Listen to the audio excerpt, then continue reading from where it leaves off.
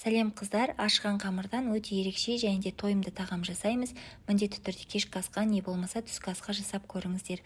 Алдымен жылы суымызға құрғақ дрожж, тұз салып жақсылап араластырып, ұнымыздың үстіне аз-аздан құя отыра жұмсақ етіп қамыр илейміз.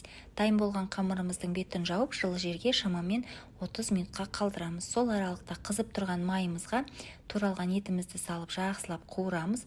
Оның үстіне пияз, болгар бұрышы, қызанақ және де томат пастасын салып жақсылап араластырып, газдың баяу отында 15 минуттай қуырып аламыз.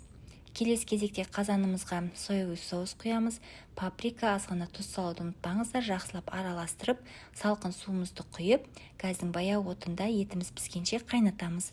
Содан соң жаңағы ашқан қамырымызды теңде 2 бөлікке бөліп, ұн сеуіп, орташа қалыңдықта жаямыз. Өте қатты жұқа қылып жібермеңіздер.